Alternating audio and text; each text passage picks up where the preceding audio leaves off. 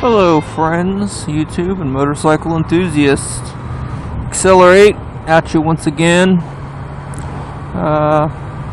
Thinking about making a video of all the recent news of things that's been happening in the dual sport world.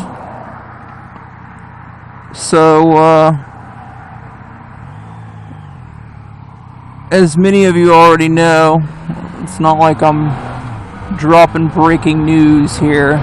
As many of you already know, Honda released the news that they would be releasing a CRF450L this year for 2019. So its bikes are expected to hit around September. And of course, as many people know, if you're searching YouTube for CRF450L, then I'm sure you've already been looking at the complete shit show that ensued after the release. Not only was the release, in my mind, the release was completely botched by Honda,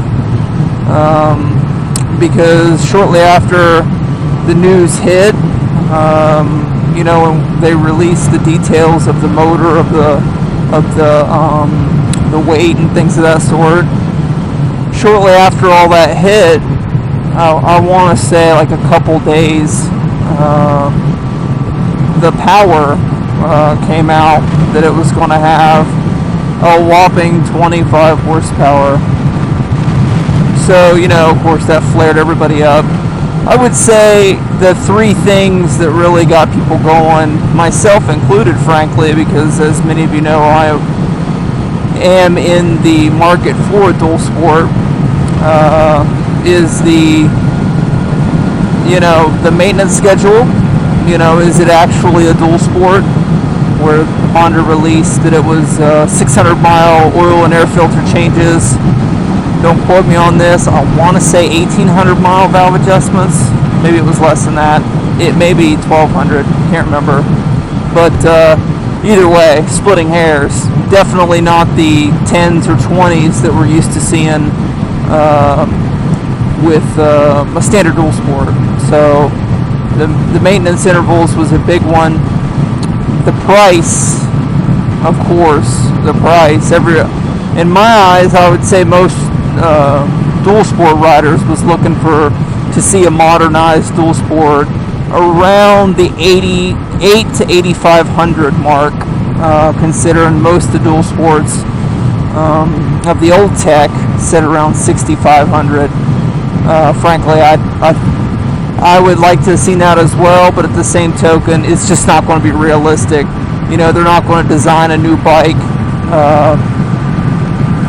and go through all that hassle for it to only be $2,000 more with all the technology it's going to go back into it. So the price, and then of course the power, 25 horsepower was the initial number. As many of you know, that has since changed. That the 25 horsepower and 23 newton meters of torque, I think it was, is the Euro model. Sorry, Europe. It turns out the truth is, the 25 horsepower is real for you guys. I know it sucks, but like some of my friends and guys that deal with the Europe market say, the KTMs and Husqvarnas, the enduro bikes that make good power, they're the same. They're getting the same type of stock factory rating because they're all choked up, and then the dealers and the users get around that, of course, after they're released. So I think from what I've been reading, throttle stops apparently are a big thing. They keep it from revving out, which 450cc motor, or 500 for that matter, thumper or not, they're going to make more power in the upper RPM. It's kind of the way she goes. So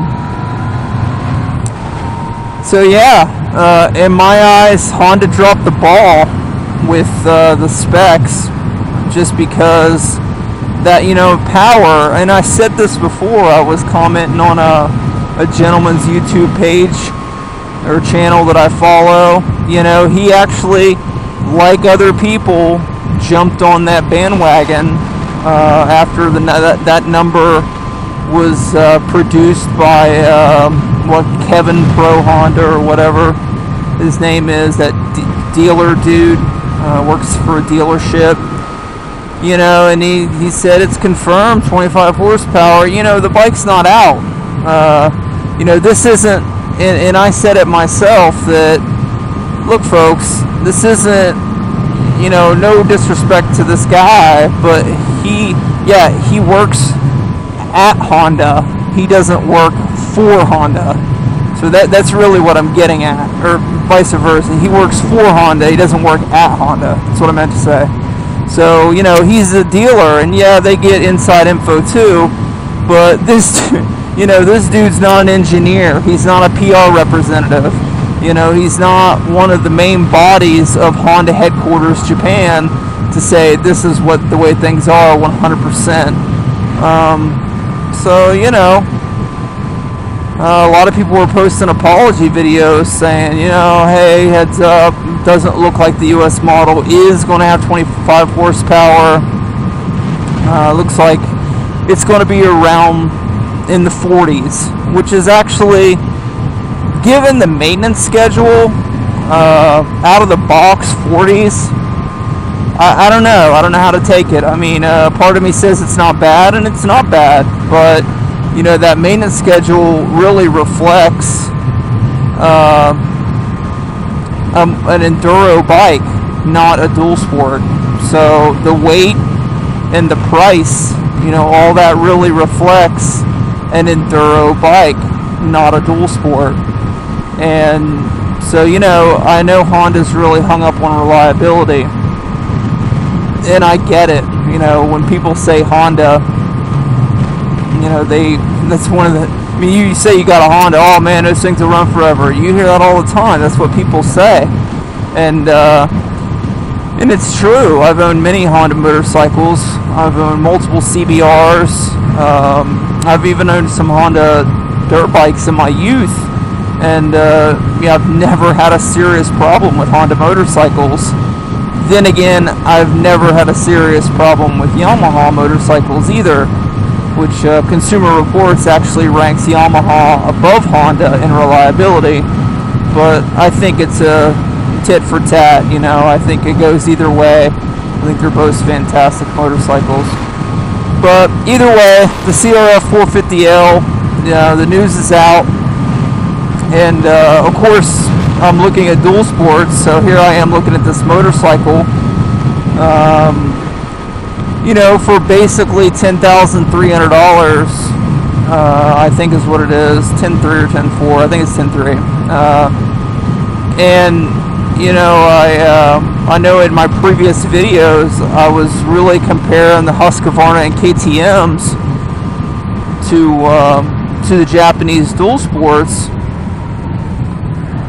But, you know, I'm also been looking extremely hard at the Beta 500RR-S, which I haven't really done a, you know, video on it by itself, but, you know, the Beta's got some really, really good stuff out of the box. And if you order through their buy your own Beta, they call it the BYOB program, you know, you can get, you essentially get it for $9,700 when you order it, and then you also get the opportunity to add a catalog of aftermarket parts at a discounted price. For example, an IMS tank. Every one of these enduro bikes, you know, most of them have a 2.2 gallon tank. I mean, obviously, that's usually not going to cut it for most people that are going to be doing any kind of dual sport or longer type of rides. So IMS tank, I couldn't find it for less than what they're giving to you on the BYOB program with Beta. So, you know, there's something to be said there. So I think You know, $9,700 plus aftermarket, which frankly it doesn't matter what I'd be buying. I'd be putting some aftermarket stuff on it, some basic stuff. You know, hand guards is a big one. Skid plate, you know, and fuel tank. And then, you know, I'm not as many of you know, I'm not a big exhaust pump up the power guy, but you know, it's a good time to get that type of stuff for a budget. So the Beta 500, fantastic motorcycle, also known to be extremely reliable. Reliability is one of their strong suits. And I know I'm really talking about the CRF450L here in this video, but whenever I started looking at it, because, you know, as soon as I saw it, I was like, you know, man, they really have released an enduro bike, and it's kind of in the middle. You know, it's not quite enduro KTM Husky seriousness, and frankly, the price isn't quite as high as a KTM or Husky. You know, a lot of people complain about 10.3, but you know, the Huskies and KTMs are still more expensive. They do make more power, but at the same token, we don't know how much power this bike's going to make. We don't know how corked up it is. You know, Honda's saying 40s horsepower, you know, but that's also with, you know, Honda's a big company, you know, so they're really getting hit with those EPA restrictions. And I know the Huskies and KTMs are also extremely corked up from the factory, from what people say. So we don't. The point is, we don't know how the Honda's going to respond to bolt-ons. We don't know, you know, those type of details because the bike simply isn't out yet. What I do know is that Honda is releasing a bike. If I start comparing some of the things that the Beta 500RR-S possesses, which against the information that Honda's released at the CRF450, you know, I can start doing a 1-for-1. So the Beta's cheaper. Suspension, I think, is probably negligible. The SAC suspension of the Beta, I hear, has gotten a lot better. I was talking to my buddy about the Honda suspension. The name's escaping me. He said it's good. He said they do pretty darn good from the other models. So, you know, you start looking at, man, something that really got me with the Honda. You know, I was expecting to see like, a perfect opportunity to release a dual sport with an instrument cluster that doesn't suck balls. I mean, pretty much every dual sport, other than the bigger, you start getting to like mini adventure or adventure bikes, the instrument cluster is terrible. WR250R, terrible. I mean, what the hell, Yamaha? You know, I mean, how hard is it to throw an FZ09 or even an R3 cluster on there? I know they're saving money, but you know, a bike that's expected to go on and off the road, I mean, come on.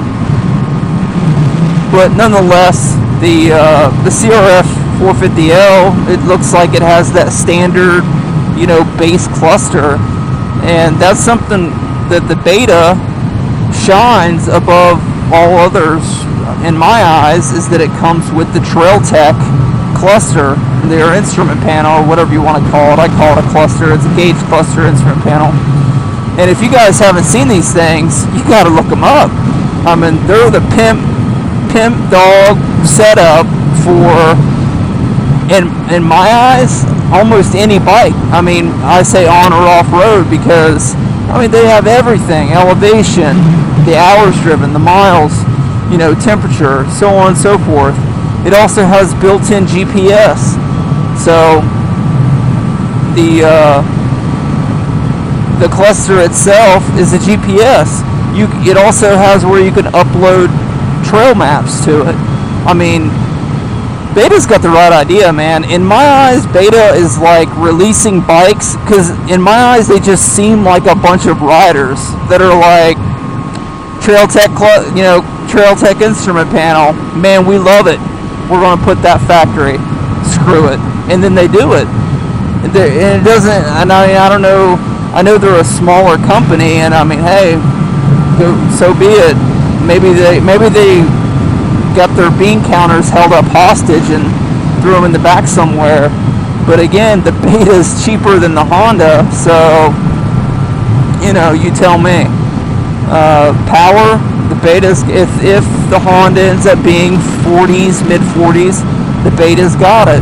I believe the Beta is in the lower 50s somewhere. So, and that's a little bit of a speculation, but still. So, the CRF450L, I think, and I said this before, I think that a lot of people just need to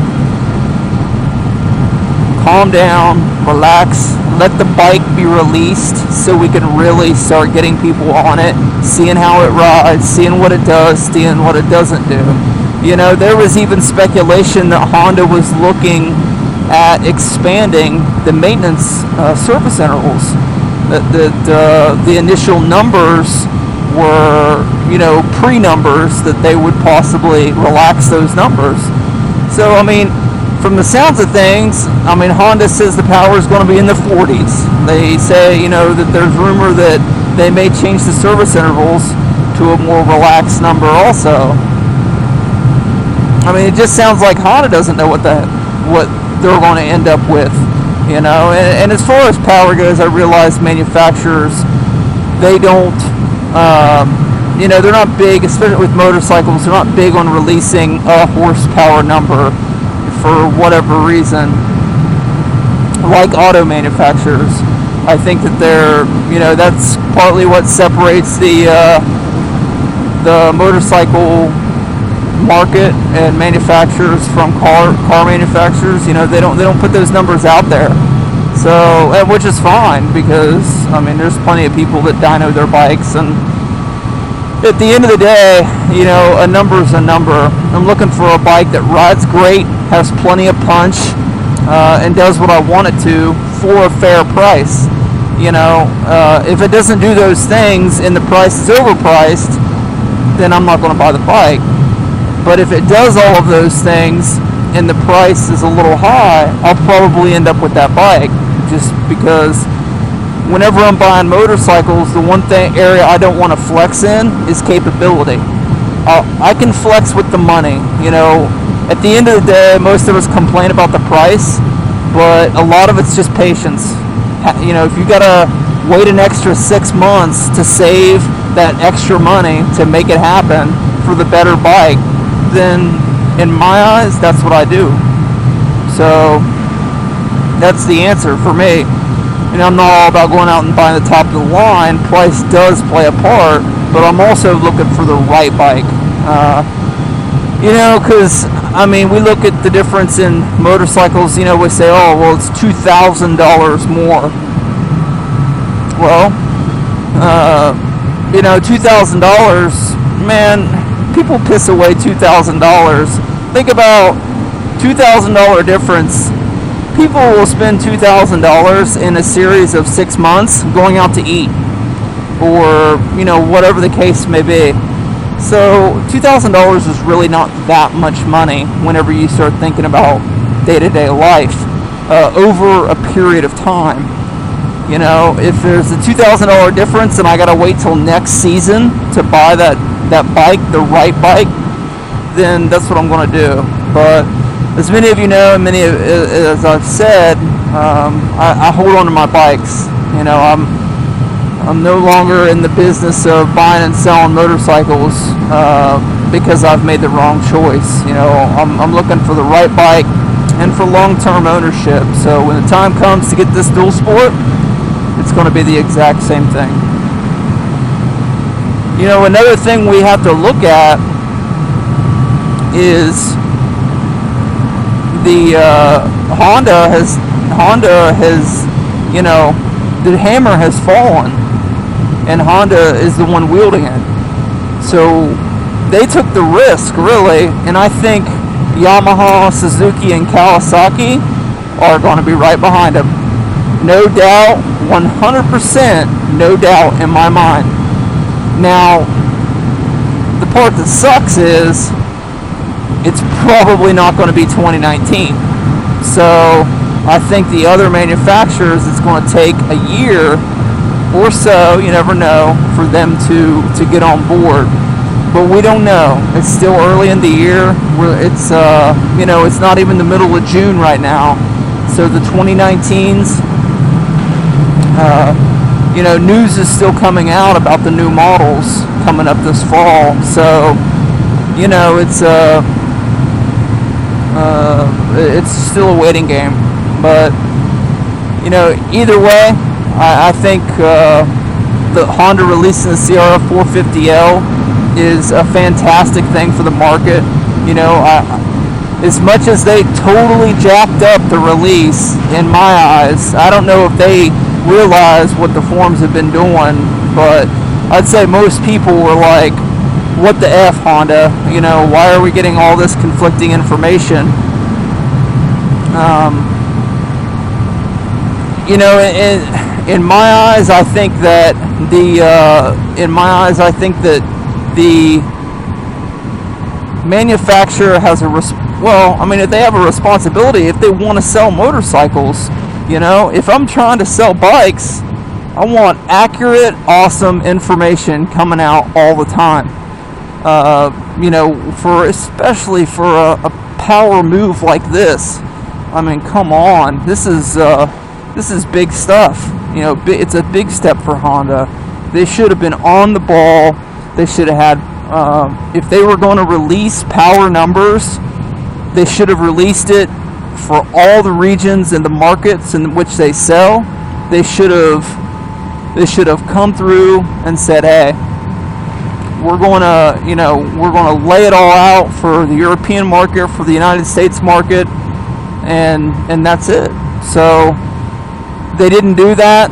There was a lot of speculation, and will it hurt sales? I don't know. I think it's not going to change the bike. That's the way you got to look at it. Is the bike still always going to be the bike? So whatever it is when they release it, then we're just going to have to test it as consumers, look it over and say, is this the bike that I'm going to buy? So either way, the CRF450L, it's still on my radar, guys. I was talking about the DRZ, the WR, so on and so forth. Frankly, those bikes are on my radar too. I still have to gauge the field and figure out exactly what I'm going to go with. But I am leaning towards, currently, a Beta 500RR-S. They're just so sexy. It's ridiculous. And I don't mind spending 10 grand. Look at it this way. You only got to spend it once. Then you own the bike. Spend the money, you own the bike. And in any case, guys, I hope you guys get out there and get on two wheels. I hope you guys have a fantastic week. If the weather's nice in your neck of the woods, by all means, ride your motorcycle. This is Accelerate once again, signing off.